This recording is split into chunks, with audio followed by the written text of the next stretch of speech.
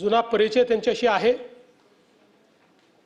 खरं तर अहिर हा जो शब्द आहे याचा अर्थ गोपालक देखील आहे आणि निर्भीड देखील आहे।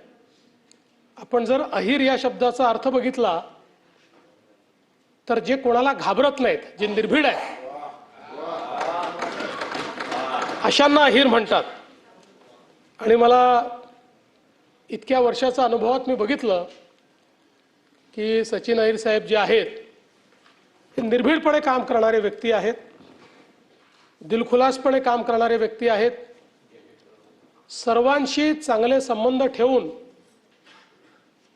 आणि त्यातनं जनसामान्यांना कशा पद्धतीने मदत करता येईल अशा प्रकारचा प्रयत्न हे ते सातत्याने करतात। त्यामुळे या अतिशय महत्त्वाच्या घटनात्मक पदावर आल्यानंतर या सभागृहामध्ये त्या खुर्चीवर बसल्यावर सर्वांना न्याय द्यायचा असतो।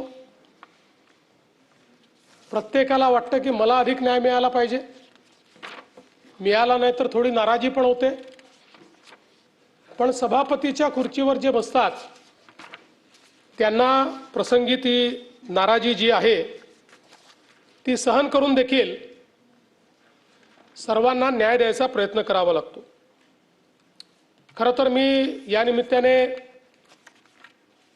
आतापर्यंत ज्यांनी उपसभापतीचं पद सांभाळलं त्या नीलमताई गोरे यांचं देखील मनापासून अभिनंदन करेन। अतिशय चांगल्या पद्धतीनं या पदाला न्याय देण्याचा प्रयत्न त्यांनी केला।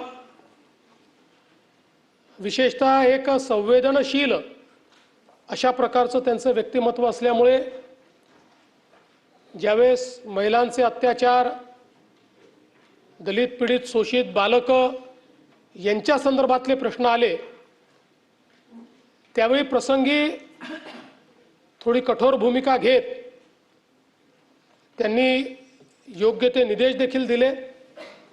आणि निश्चितपणे मी असं म्हणेन की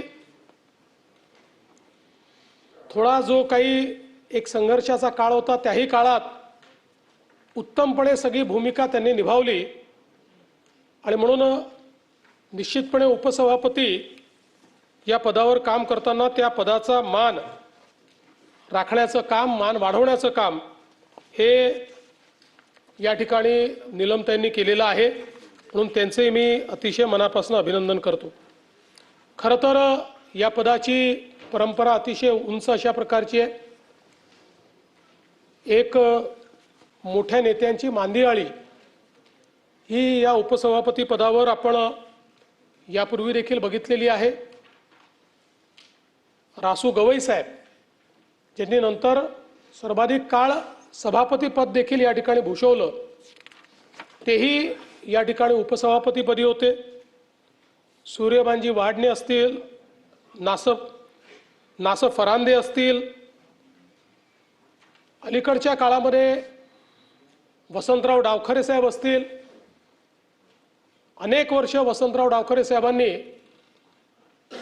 या पदावर त्या ठिकाणी कार्य करत असताना सर्वपक्षीय अशा प्रकारचं त्या ठिकाणी एक प्रेम किंवा जिव्हाळा हा निर्माण करून दाखवला। खरं म्हणजे जर सगळी नावं घेतली तर एक मोठी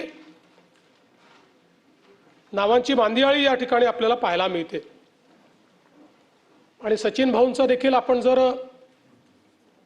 कारकीर्द बघितली तर चळवळीतनं तयार झालेला कार्यकर्ता अशा प्रकारची सचिन भाऊंची कारकीर्द राहिली आहे। 1993 साली राष्ट्रीय मिल मजदूर संघाचे त्या ठिकाणी कार्यकर्ते म्हणून त्यांनी सार्वजनिक जीवनाची सुरुवात केली।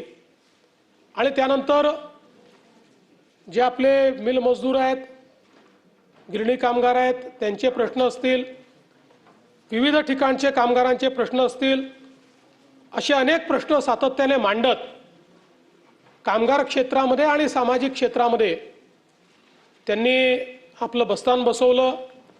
अनेक युनियन्स त्या ठिकाणी सुरू केल्या। 1996 पासनं महाराष्ट्र राज्य राष्ट्रीय कामगार संघाचं नेतृत्व देखील